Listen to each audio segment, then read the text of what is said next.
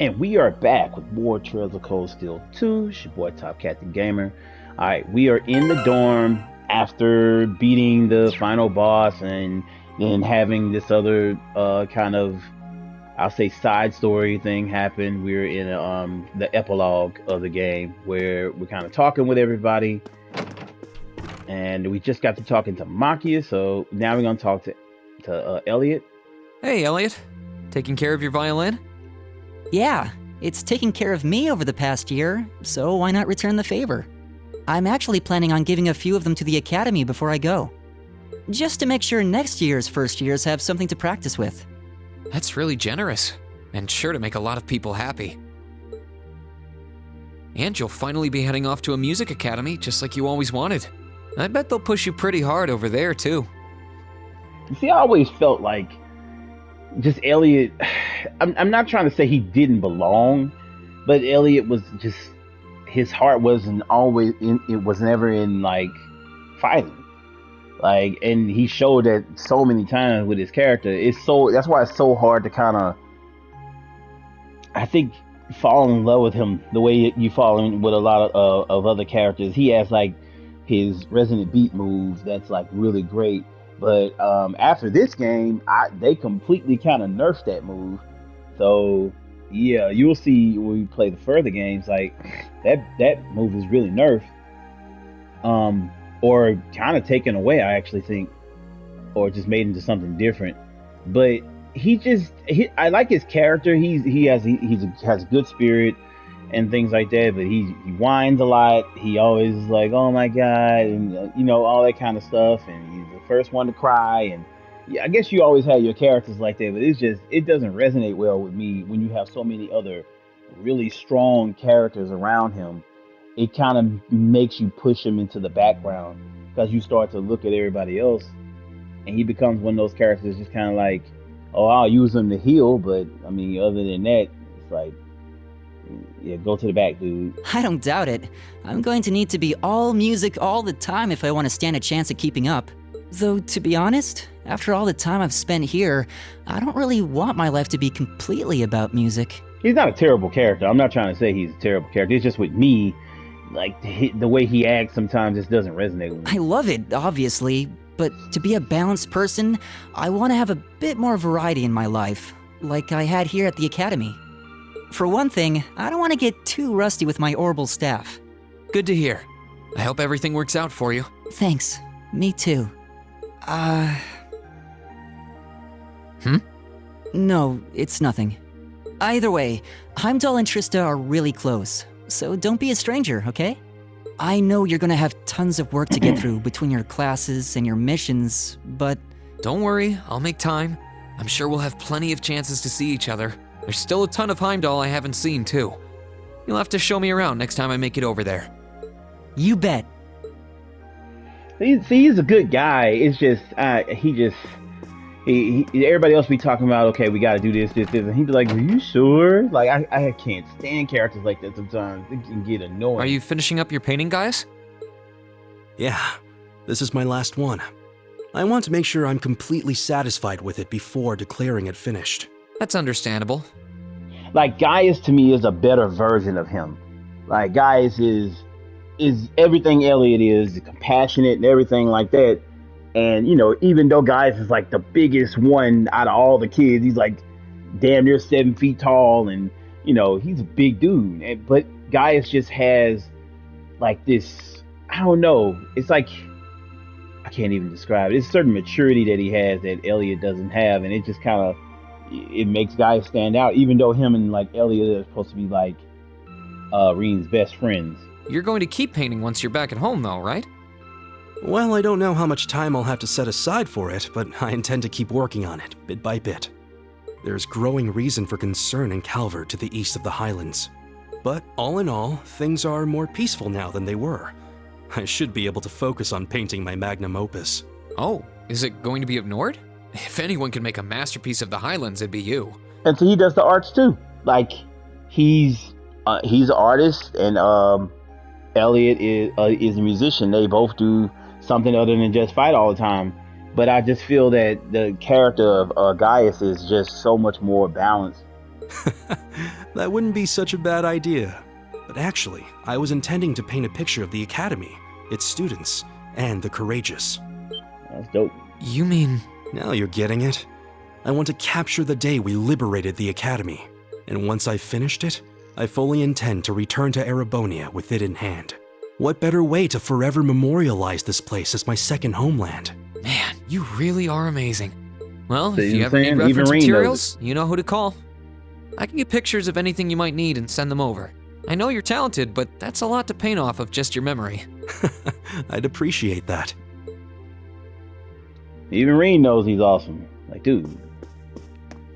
Alright, I think this is Eustace. Yeah. Of course, he would be staring out the window. Something on your mind, Eustace? For the first time in a long time, no. I'm just taking a short break. Looking over an endless sea of documents can be rather tiring on the eyes. Oh, are those the tax reports you mentioned? Ordinarily, this would be my father's work, but His Majesty has yet to decide his fate.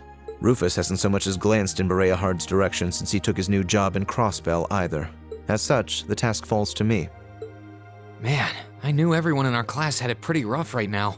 You've got it roughest, no contest. If my ego had its way, I would boast that filling in for my father is a simple and mundane task. But on top of the paperwork, I'll need to manage the provincial army and oversee the province as a whole. Then there's the matter of keeping the most stubborn of the nobility in check. I don't expect the first 6 months to be pleasant.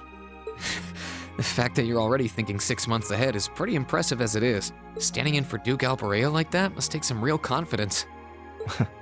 That much is obvious.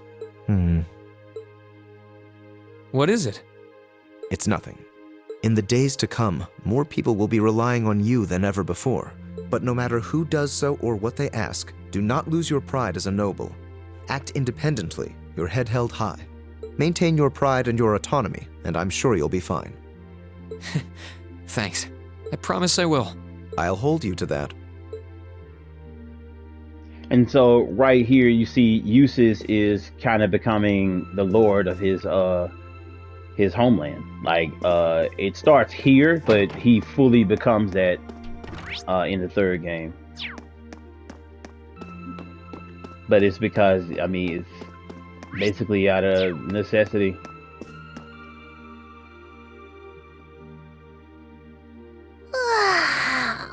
Oh, there you are. You look bored, Celine. I guess I am. My work's done at this point. I feel like I aged a few decades as soon as the war came to an end. Come on now. Feels a bit strange to be saying it after the fact, but you fought pretty well over in Crossbell. You've really mastered piloting Valimar. I'd like to think so anyway. I feel like I could pull off just about anything with him now. And to think, I couldn't do half as much with him when I was first starting out. You do realize you just admitted you were totally useless, right? I wonder if you're gonna be okay without us, you know? Valimar must have drawn the short straw to end up with a budding awakener like you. Thanks for worrying about me all the time, Celine. Excuse me, what makes you think I was worried about you? Just about everything. From what I can tell, you've always worried about me. Back in the beginning, when I didn't know anything about piloting, you were always there to guide me through our battles. True. I doubt I would have ever come this far if you didn't have my back. So, thank you. For all of it. Why do you always have to be like this? There are parts of the legends passed down in the clan that not even Emma and I know about. But just bear this one thing in mind. Divine Knights have incredible power, and they can become devils just as easily as they can become gods. Don't worry, I know. And anyone in my position needs to know the difference between right and wrong. I'm well aware of that. That's fine then. Anyway, good luck, I guess. If you really need it, I can always come and help out. Let's see something real quick. There's Sharon. Oh, good evening, Master Rean. I thought you had already retired for the evening. How would you like for me to put together some supper? I appreciate the offer, but I think I've eaten more than I should have as it is. Your cooking really is delicious, Sharon. I was starting to miss it after not having it for so long. It was my pleasure to cook for all of you again, So I pulled out all the stops with this one. Seeing all of you happily indulging my handiwork always makes every second of preparation worth it.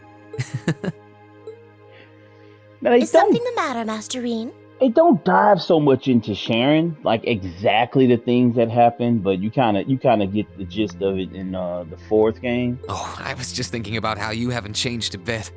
I'm not sure it's my place to ask, but is everything all right over at Ouroboros? I can't help but wonder after how things turned out. Vita seems really shocked. I'm afraid I haven't a clue. No word of what's been happening in the society has reached my ears since then. I have no idea where the second Anguis is now. Nor do I know what happened regarding the Phantasmal Blaze plan after the Chancellor declared he was taking it over. And quite frankly, none of it is my concern. The answers won't change who I am, and it won't suddenly cause me to shift priorities. I am and always will be a proud maid of the Reinford family. Not because of the freedom we enforcers are granted, but because that is simply who I am. Much like how you being the Ashen Chevalier doesn't change how you are also a proud member of Class 7. I suppose you're right. And no matter what happens to you in the future, never lose sight of who you really are. It's almost time for me to return to Ruhr. But should you ever need me again, I will gladly rush to your side. Naturally, that includes your relationship with Lady Elisa. I'll be rooting for the two of you. Oh, I should have known. Still, thank you. I'm glad you can stay here for a while longer. I don't know why everybody in this game acts so like shy about shit. Like, okay, they in a relationship. Like, why did everybody get so like weird about the shit? All right, let's go talk to the girls. Start with Milliam. Of course, she would be just in there kicking her legs. What's up, Milliam? Oh, hey, Reen. It's nothing. I just feel kinda down. Down? Yeah. I was just thinking about how everyone was at dinner time. Sharon's food was really nice, and we all seemed like we were having a good time. But I don't know. It was weird, like we were all upset but didn't want to let it show. It's been bugging me. Oh, so that's why. You really have grown so much these past few months. And not just mentally. I think you've gotten a little taller too. Maybe. About 2 rage or so?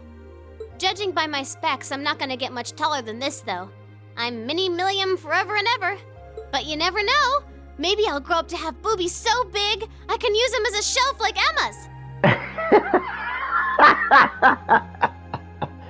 That's the thing I love about her character, that she just all of a sudden just comes out of nowhere with something like that. Like who was even talking about boobies? He just play it off like, yeah, I don't want to get me too. Yeah. Something wrong? Nah, not really. So, you've got a new mission starting next month, right? Yep, I've got to go see how things are over out west. Duke Cayenne's been arrested, but it sounds like things are still pretty nuts over there. Oh, but guess what? I might get to go out to Laburel and Rimiferia soon. What is it with you and blabbing classified information? Right. Well, whatever.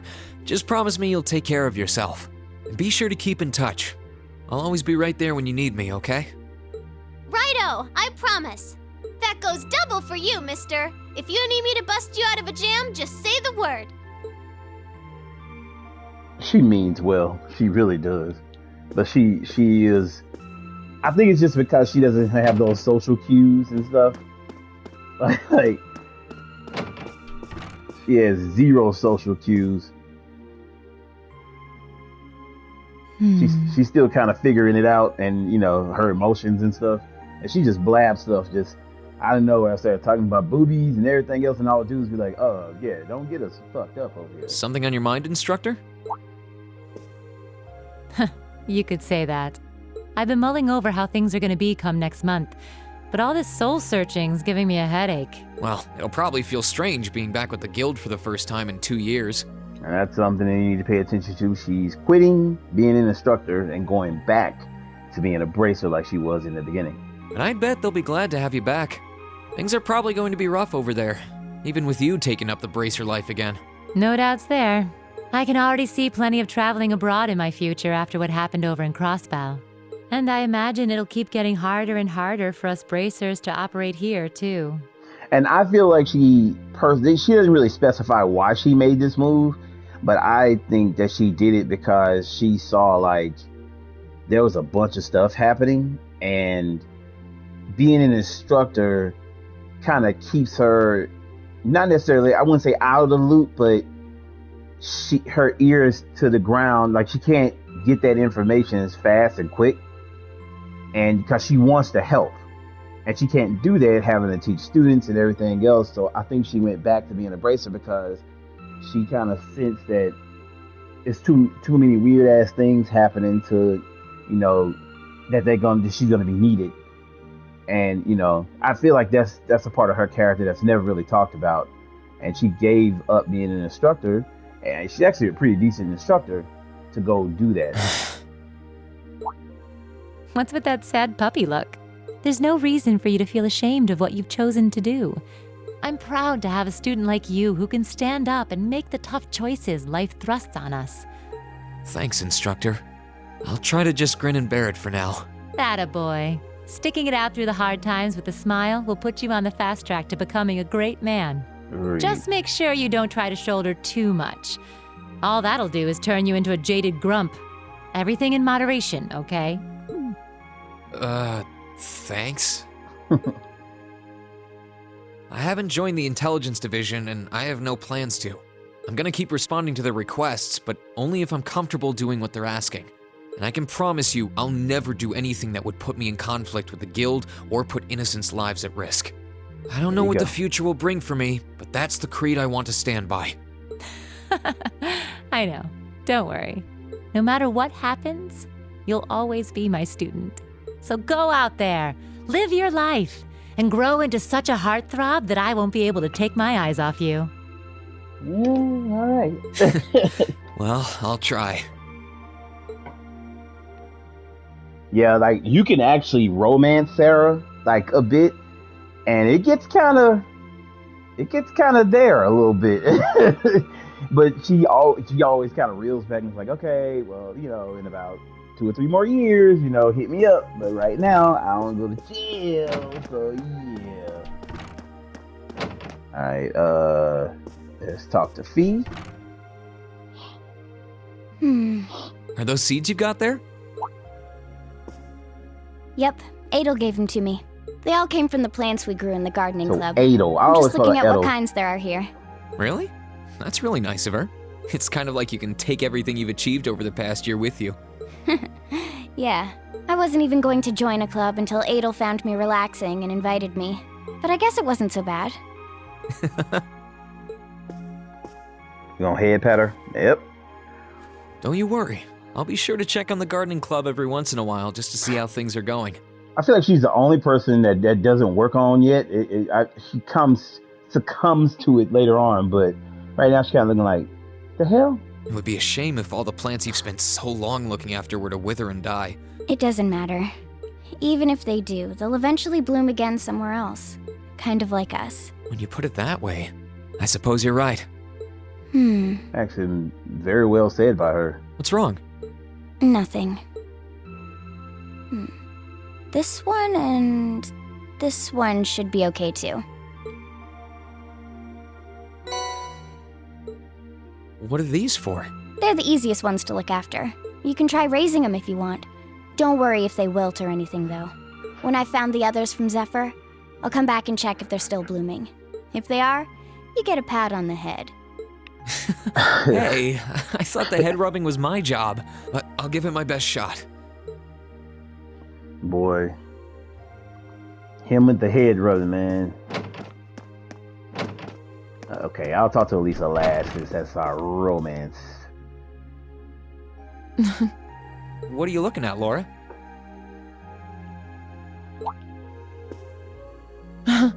It's you, Reen. I'll show you. Oh, you and Monica got a picture taken together? You both look so happy in it, too. That we do. Someone in the photography club kindly offered to take it for us. I kind of thought that like her and Monica had like a little thing going on because Laura kind of gives those vibes sometimes that she's not necessarily into guys, but it's weird and they just friends, and I thought it just, would make a fine misled on that. souvenir of my time at the academy to take away with me. She actually My mirrors on that being Rex. Oh well, it's a nice photo, and he got permission. For once. Yeah, that is definitely Rex. I never expected you and Monica would get so close. Between her and Fee, you kind of have a knack for becoming the best of friends with the ones you bump heads with first. Please don't say that. I'm That's truly true. grateful to both of them for broadening my horizons. Meeting them enriched my life in ways I could have never pictured before. Truly, coming to this academy was one of the best decisions I've ever made. I didn't realize we'd made such a big impact on you. Well, you did. And don't mind me, I'm just feeling a little emotional. This isn't like me at all now, is it? Now, I noticed that now after, especially in this game, you definitely see her start to become more feminine as the series goes along. But like at first, she's very stoic at first. And that's what gave me those vibes that I was like, okay, maybe she's kind of into chicks. But you start seeing her femininity kind of come out from like here on until like through the fourth game. There's no harm in a few tears, I suppose. This will be my last time I can relax before my training, after all. Yeah, you're not gonna get much rest in with the training you've got lined up. I won't be learning the Arcade School's advanced techniques with training any less intense. I have no idea where we'll be conducting said training, but it will no doubt be as perilous as it will be dangerous. I had to spend a month in the Isengard range as part of mine. I don't think a month's going to cut it with what you're doing, though. It goes way beyond your average techniques. He's trying to really say that, Indeed. okay, never mind. I'm anticipating that it will take at least half a year, if not more. Father's going to be with me. But with things as difficult as they are, part of me feels guilty for taking up his time. I don't know about that. I think him agreeing to train with you shows how much faith he has in your potential. Agreed. Besides, in a lot of ways, this might be the best time to do it. That is very true. What's wrong? Nothing at all.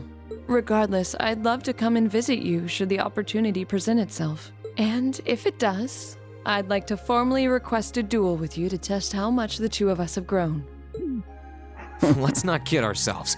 We both know who's going to win that duel. Green is. But your There. invitation is all the motivation I need to get plenty of training in myself. Can't have you beating me too badly. I hope you will. He's way too modest. Because all Ring got to do is go like dumb with his power, and that fight is over with. Emma? What are you doing? Oh, hi there, Reen. Well, Dorothy and I decided that we're gonna put together one final collection of stories as a club. Since then, I've been working on a story for the students who will join the club next year. Oh, that sounds neat. Wait, if Dorothy's involved... Yep. The content is totally appropriate for children of all ages, I assure you. Okay. Admittedly, Dorothy's own story sounds like it'll have a few of her favorite literary elements, but all in moderation, she assured. Doubt. Not that I'm one to judge. What kind of story are you writing? It's supposed to be a fairy tale. I can't pretend it's 100% original, though. I borrowed some elements from a story I heard as a child. It's going to star a golden is unicorn plagiarism. and a pure-hearted maiden. Or at least, that's the plan. Sounds interesting. Can I give it a read when you're done? I'll still be here next year, so if I see any first years who seem like they'd enjoy it, I'll recommend it to them. I have to confess, I'm a little embarrassed to let anyone see it, but the whole point of a story is to be read. Something wrong? No, not at all. Pay attention to how many people have done that. How many of them have did like a oh, nothing, not at I'm all. sure you and Valimar will be just fine without my help now. Still, if you do need anything, don't hesitate to get in touch. It may take some time to contact me, though. You'll need to use a method that isn't exactly conventional. Yeah, I could have guessed as much. I mean, I theoretically get how to use runes to communicate since you told me, but I have no idea how it actually works. I'd be shocked if you did. It's pretty far removed from the orbital technology you're used to. It has its benefits, though. For one, you'll be able to reach me no matter where I might be. So don't ever hesitate to drop me a line if you need my assistance. I'd always be happy to hear from you. All right, I'm sure I'll give you a ring. Or a rune, I guess. I hope you end up being able to find Vita, too. Thank you. Yeah, it's this ending right here, this beginning part is very dialogue heavy. I'm kind of glad they did a lot of voice acting for it, and I don't have to really talk in their space, but it's a lot starting off. Feeling sad about leaving the lacrosse club behind? Yeah, I was really into it by the end. I think it'll make for some wonderful memories to look back fondly on in the years to come. I can imagine. Does that mean you're not going to keep up with lacrosse and Ruhr? I don't think I'll be able to. As far as I'm aware, there aren't any local teams I could join. And even if there were, I doubt I'd have the time for sports. Just thinking about how busy I'll be makes my head spin. No, scratch that. Being busy is all the more reason I need to make time for exercise. Yeah, good luck with that. Helping out with the Rhineford group sounds like a recipe for one all-nighter after another. Not just yet, actually. I won't be helping until Grandfather shows me the ropes. As I am now, I doubt I'll be able to do much at all in the way of rebuilding the company. But you can bet I'll leave Mother speechless with how much progress I've made in a year's time. So she's going to help the Rhineford group. Like, a lot of them are not going directly into doing military stuff right after military school. So, like, it kind of was weird when I first saw it. I was like, dang, a lot of them are not sticking with the military. They're moving on to doing, like, other things. I'm sure you can if you put your mind to it. And I know Sharon will always be willing to help you out if you need her. She probably would, but then she'd just tell everything she did to Mother.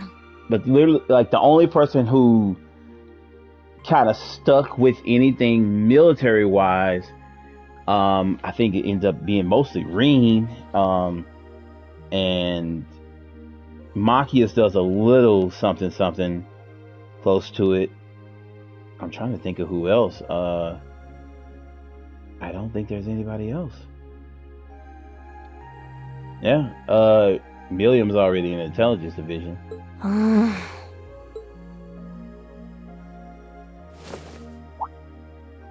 Elisa?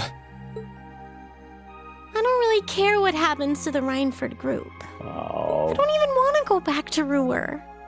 All I want to do is stay here with you. Elisa, we've talked about this. The best thing for the two of us now is to go our separate ways. You only get one life, so you've got to make the most of it. You shouldn't feel obligated to give that up for someone else's sake. That's as true for us as it is for the rest of our classmates. I know. I just hate that it has to be this way. But with half the company's directors now gone, the group is now much weaker than it was before. And he's not saying they're breaking up. He's just saying she still needs to go do, like, her own thing and, like, you know, her career and find her way, you know, as he has to finish up school and do his thing. Everyone's saying we should be making more weapons than ever, but the company is in no position to do something like that. Mother and Grandfather might be skilled, but even they aren't skilled enough to go against the changing times. As their family, I feel like I should be right there supporting them. No, scratch that again. It's not because I feel like I have to. I want to support them. Then that's what you should do. Don't worry about me. I'll be just fine. Even if we're apart, I'll always be thinking of you. Not a single day will pass where I won't be thinking about that sweet, hardworking girl I fell in love with. Oh, Reen, that's so sweet. All right, and that is everybody. I'm sorry. I didn't mean to get so worked up.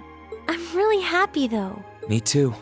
Still, let's make the most of our free day tomorrow. It's the last one we'll ever have as a class. The last thing any of us want to do is end it with regrets. Yeah, you're right. I'll probably spend most of it with the lacrosse club while you're out helping the student council. But I want it to be something we'll always remember. Alrighty. Alright, that's it. That's everybody. Now we head back downstairs. We call it a night. Let me save it too. I need to overwrite some stuff here.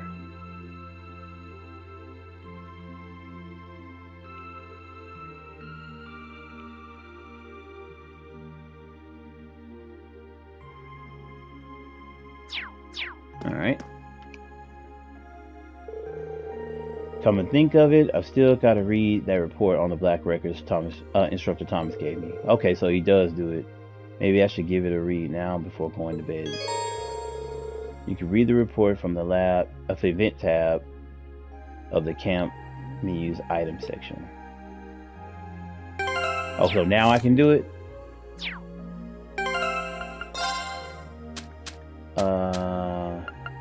Yeah, let's see what it says.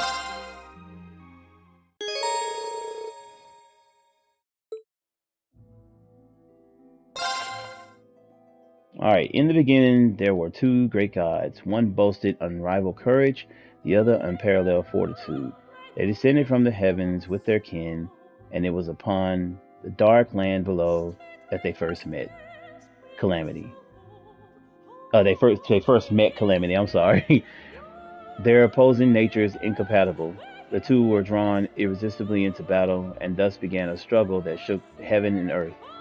The goddess and the spirits' laments were for naught. As the land quaked, the skies were torn asunder, and the godkin could only tremble in fear. After what seemed like an eternity, their clash came to an end, but it was an end of mutual defeat. Their power spent, the empty shells of two celestial titans were flung into the furthest reaches of the dark land. All that remained in their wake were terrible scars on the land, their kin, and the great power. These are not long, that's why I'm reading them. 200 years after Heimdall was first founded, ruin rose on monstrous wings from the depths of the earth. Its name was Zoro-Agruga, the Dark Dragon, a malevolent creature of terrible power. It spread a miasma throughout the capital and turned Heimdall into a city of the dead. Pay attention to that name, that Zoro-Agruga, the Dark Dragon. It's going to come into play. This whole thing, actually, all the black workers come into play. It actually is foreshadowing. But the horrors did not end there. The evil dragon desecrated the corpses of the fallen, taking control of their bodies and using them to attack those who remained alive, further increasing the legions of the dead. The emperor at the time, Astorius II, was forced to flee the city with what remained of his household and citizens. Together they retreated south and established a new capital in the land of Saint Arc. Through 100 years and 6 more emperors, the bane of Heimdall went unchallenged. It was the 7th, Hector I, who resolved to recapture the city. Time had proved an ally to the beast, however, and the dragon's influence had spread over the surrounding area like a plague. Undaunted, Hector I led an army of brave knights into the necropolis in an attempt to free it. But though their hearts were steadfast, their arrival was met by legions of powerful fiends, and their efforts seemed doomed to end in failure. It was then that Hector I had a fateful encounter with none other than the great Vermilion Knight Testarossa. The knight recognized Hector as his master, and bolstered by its immense power and countless weapons, the emperor moved once again on the city and to a decisive encounter with the Dark Dragon. So the Testarossa is the knight that we just fought at the end of this game. So pay attention to that, the Vermilion Knight. The battle shook the city to its core, and at the end, the Vermilion Knight was victorious. The scourge of Heimdall, the Dark Dragon, was defeated. However, the price of victory was steep. The corrupted blood that flowed from the dragon claimed Hector's life and defiled even the night itself, placing a curse upon it. The noble Testarossa became the Crimson Calamity, a demon with 1,000 weapons that only reacts to the blood of the Arno family, a destructive force on par with the dragon that should control of it ever be lost would threaten the world and all who live in it. So literally that just happened when it came to the Testarossa. Well, not that particular thing at that point in time, but the Testarossa rose again as the Crimson Calamity. We just got through defeating it. That it's tainted. This is how it got tainted by the Dark Dragon's blood. It was still deep underground, never intended to again see the light of day. Meanwhile, a new city rose from the ashes of the old, and people once again began to gather in Heimdall.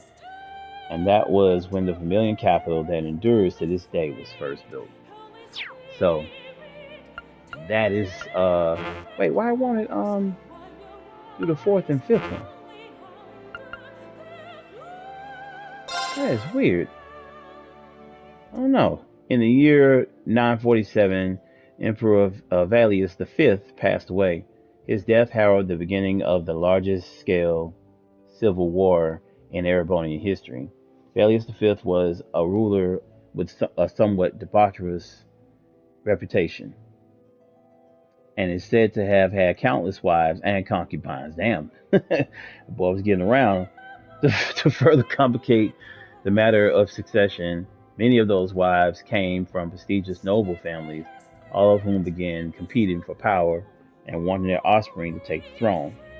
Within the days of Valius V's death, Crown Prince Manfred, the son of his first wife, was assassinated by an unknown party.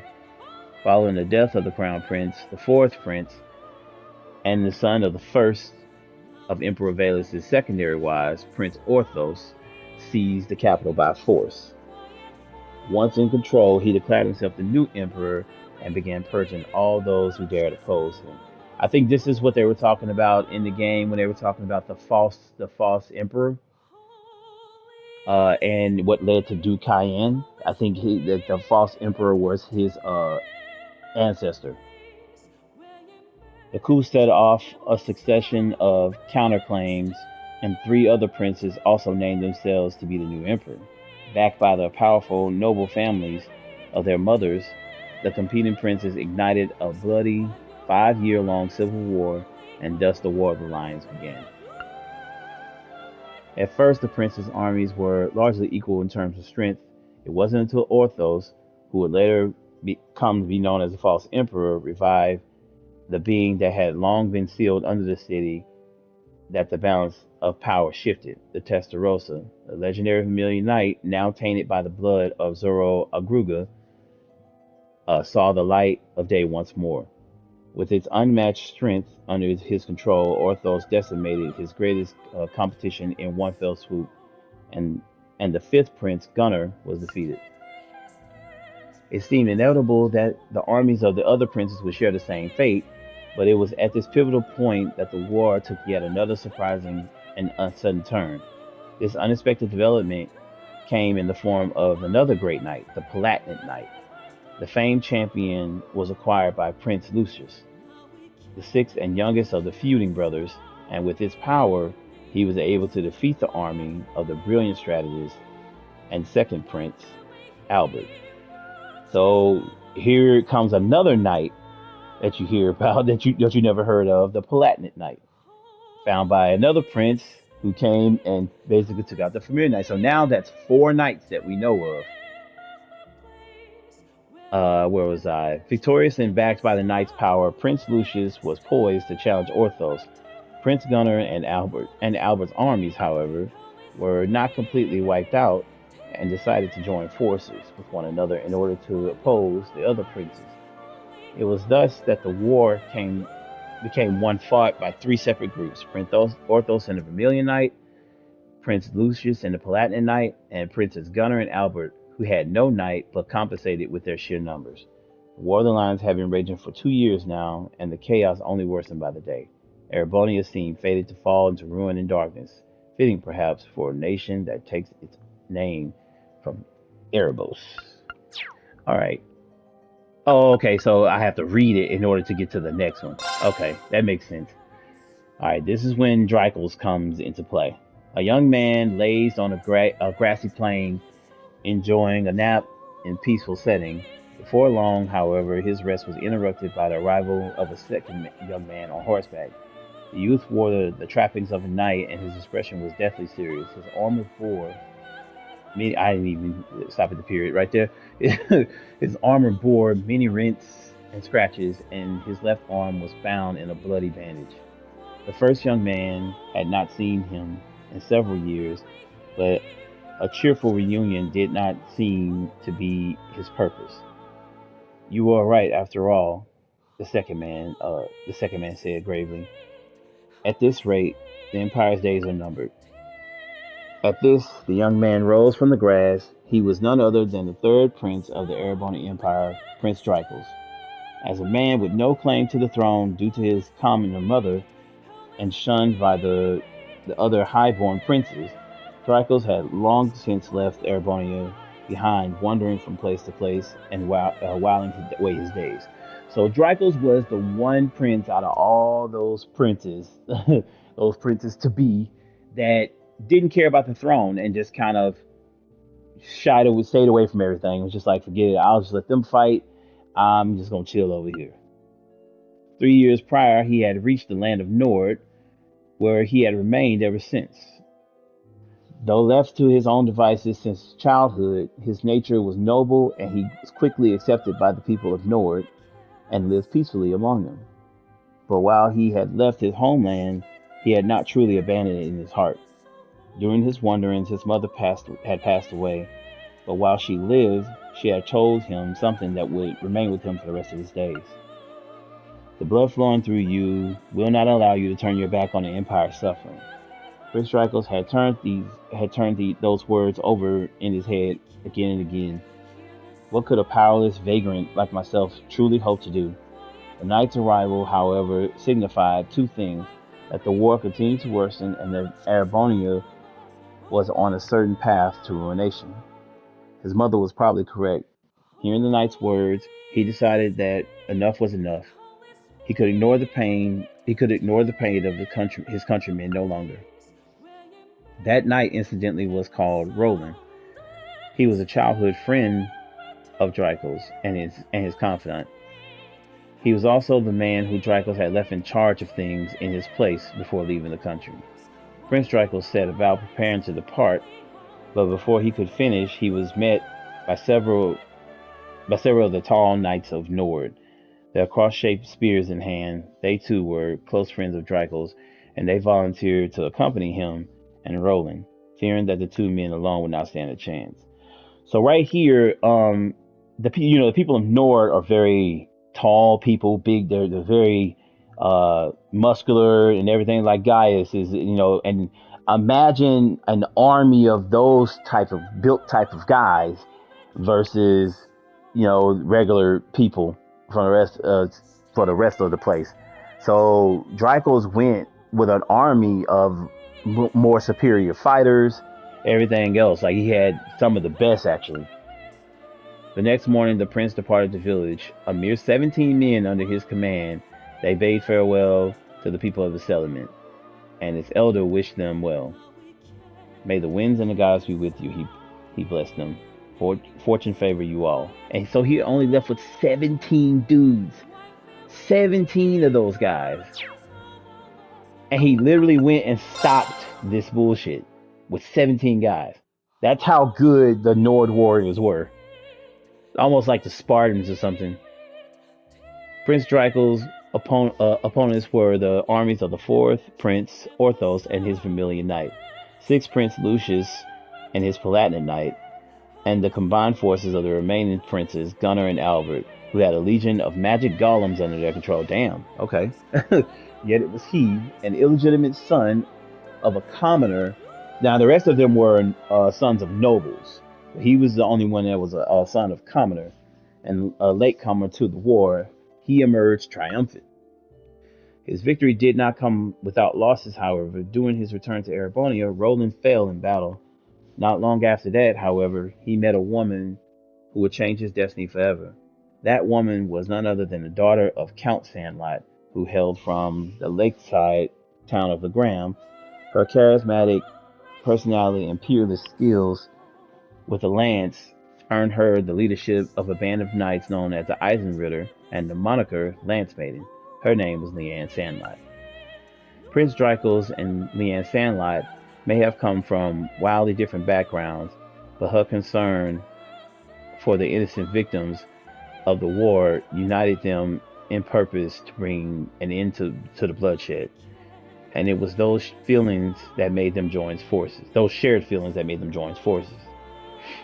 The two of them, along with the warriors of Nord, the Eisenritter, and all the other people of the nation whose heart they moved, liberated one town after another and were eventually successful in persuading even Prince Lucius, owner of the Palatinate, to fight for their cause. So Lucius turned. He turned I ain't gonna say traitor, but he changed sides and got on their side.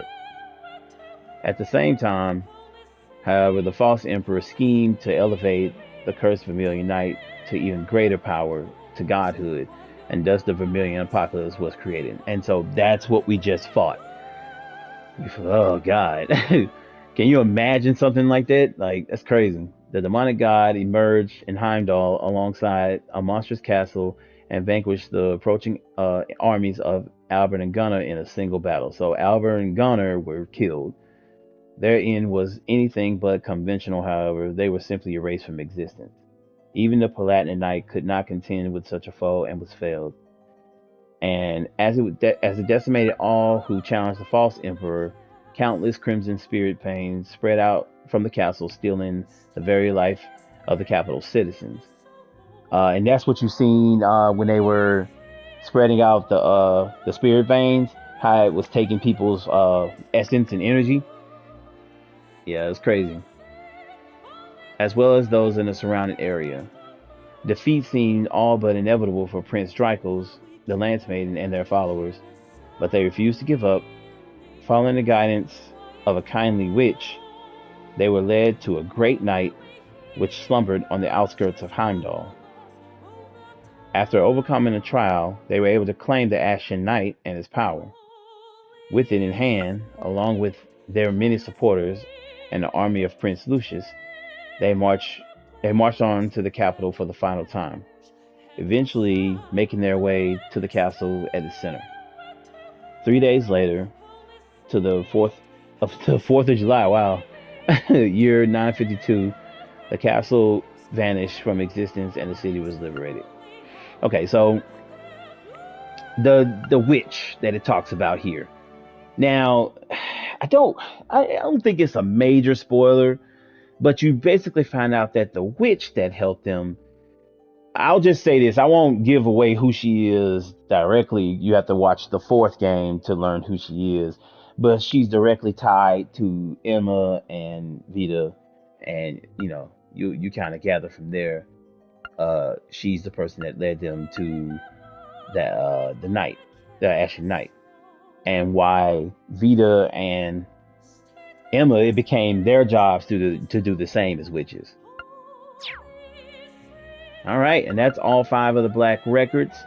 There are more that come later. It's a big giant tale, and it's actually well written. But we'll discuss those in further games.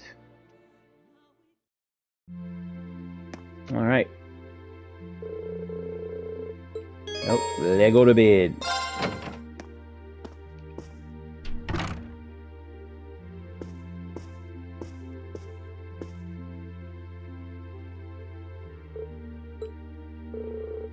I guess I'll turn on the radio.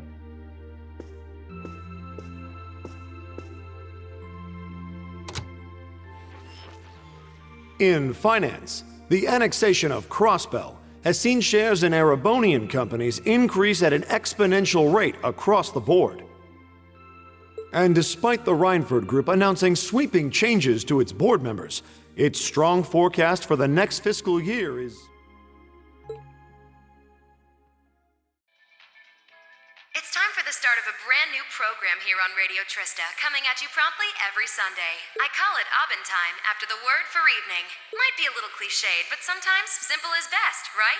Clichés are clichés for a reason, after all. Anyway, my name is Misty, and I'll be your host.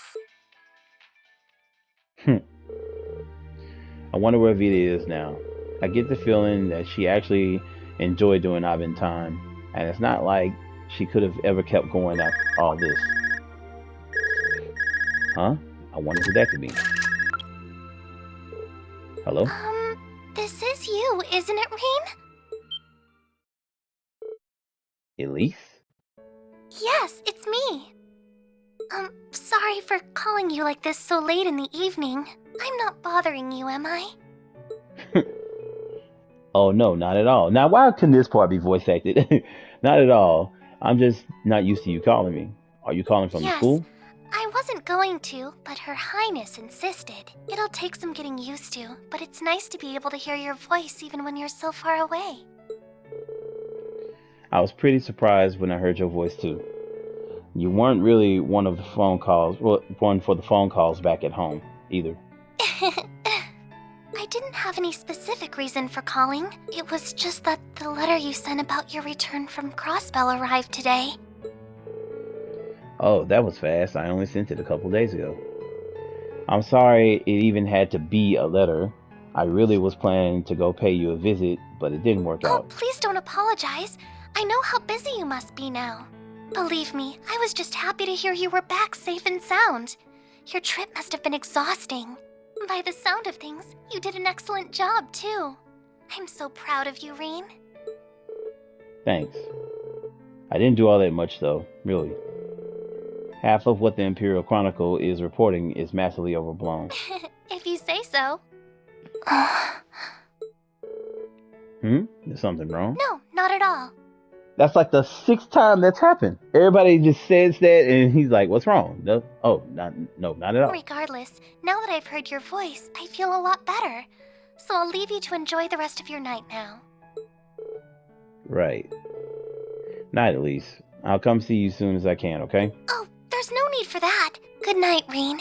Sweet dreams. Huh? She seems somehow odd. Well, she's probably just nervous talking on the phone.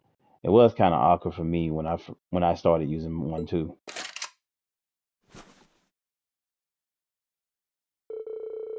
Tomorrow's gonna be my final free day of the year. I guess I should do all my prep work for next week today, so I can make the most of it. How about we get some sleep, shit?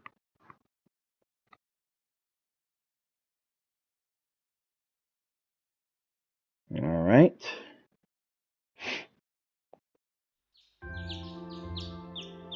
Yeah, I do apologize for this part. I didn't think this epilogue was going to be this long when I first saw it. I thought it was just kind of wrapping up some story stuff and then it was going to kind of show the credits. But this actually turned out being like damn near another. It's a dungeon and everything else. All right, so we got 5 quests. Now, this one is against Angelica. We have to do the required ones. And, of course, this is a challenge from Patrick. And the rest of these is like, I mean, you get stuff from him, but it's like, I don't feel it's personally necessary for me to do. If it's your first time playing, yeah, of course, do it. Get all the mirror and everything else that you need. But this guy wants you to stop by a store. This radio station has a request. But as you can see, like the money is 3,000 mirror. It's like I don't even care. So this one was a fishing thing that you had to do to help out with Kenneth and his brother. You know what? I could do that one. These all seem worth doing and pretty fitting for the last free day of the year. Now, there is one hidden quest too. It's only about 9 in the morning, so I got plenty to work through. Let's get to work. Okay. Speak to Toa and Student Union directly to report the quest. By selecting report progress, you can receive rewards. Okay. Alright. So, what I would do, you could do the other ones if you want to. Like I said, I think I may do the fishing one here because it's kind of story related with Annabelle and Kenneth. And you kind of, the whole thing kind of ends up coming to what I want to say, a closure in part 4. But I'll do this one. So let's go ahead and do it right now. Hey, Kenneth and Annabelle too. It's good to see you again, Reem. So you saw our request? Yeah, I saw it. I wasn't quite sure what it was actually requesting though. Mind clearing things up for me? Oh, I guess that makes sense since you've been away from Trista so long. Where do I start? I'm sorry, this is really my fault. Come on, you know that's not true. My brother's just being a pain. Yep, still lost. I guess I gotta fill you in on a few things, huh? So basically, our parents set up an arranged marriage between Annabelle and my brother. Really? That's right. Our family's been harassing her about when she's actually going to walk down the aisle, though. As you can imagine, she's not exactly thrilled about that. If I may be so bold as to interject, Lady Annabelle was not even informed of this arrangement until after it had been decided and agreed upon. Damn. As one would expect, she was thoroughly shocked when she found out. She even went so far as to run away from home. So Annabelle has been walking across the country fishing in the vein of what Kenneth does, but really she's just trying to escape the arranged marriage to Kenneth's brother, which in turn had a stark effect on her once elegant personality. I had no idea. Well, I haven't gone for nearly a year. I feel as though some of the fault rests on my shoulders as well. As such, should the engagement cancellation become realizable, I will do everything I can to make that happen. Wait, are you saying it's possible to call this off? It may be. Obviously, the first thing I did was ask my parents to call things off, but they wouldn't listen. Their only response was, it wouldn't do to insult a man of the Empire for no good reason, whatever that means. Shit. So with that escape route closed, I figured I'd try to go to the man himself to see if he called things off. My brother, charming that he is, wasn't having any of that. He gave us a similar line about nobles not going back on their promises, and that was that. I imagine his greatest concern is our respective family's social status. The head of the Lakelore family is only a baron, while my father is a viscount. I get it. He's worried that not going through with the wedding would be an insult to family or higher status son. This kind of stuff makes upper class society a real pain sometimes. You're telling me. Marriages of status and convenience often take precedence over those of love among the nobility. That much is true. But for my part, I wish nothing but Lady Annabelle's happiness, and this arrangement certainly isn't that. So with that in mind, I decided to talk to my brother one more time. Eventually, we managed to reach a very Lakelore compromise. We'll settle this thing, the old noble tradition, the fishing battle. That's hilarious. Now I get it. Fishing battles are split into two parts, right? Obviously, the main events between the two actual challengers, or captains in this case. But before that, the chosen vice captains face off. So that means it took you a while to get there, but you got it. As team captain, I'd like you to fish as my vice captain. I'd asked Annabelle to compete, but it seems kind of wrong. I don't know. Yeah, I figured as much. You guys have both done a lot for me, so I'll be happy to help. So you really think I'm up for this? I mean, Annabelle's future's on the line, and I'll fish with you enough to quake in my boots when I hear the name Lakelore. Sure, I call you Mira's guardian, but I haven't been out of the fishing game I've been out of the fishing game for a while now. I'm feeling rusty. Hey, I'm the last person you need to be humbled around. I'm sure my brother's vice captain is gonna be a good fisherman, but I'm sure he won't have anything on you. I'm going to pressure you into doing anything. I'm not going to pressure you into doing anything though. So if you want to pass, just pass. What do you say? Of course, we are going to do it. Jesus Christ. Let's fish. Why not? Let's get to fishing. I don't know if I'll be up to snuff, but if you believe me, maybe I've got this. Thank you so much. You have my humblest thanks for doing this for Lady Annabelle.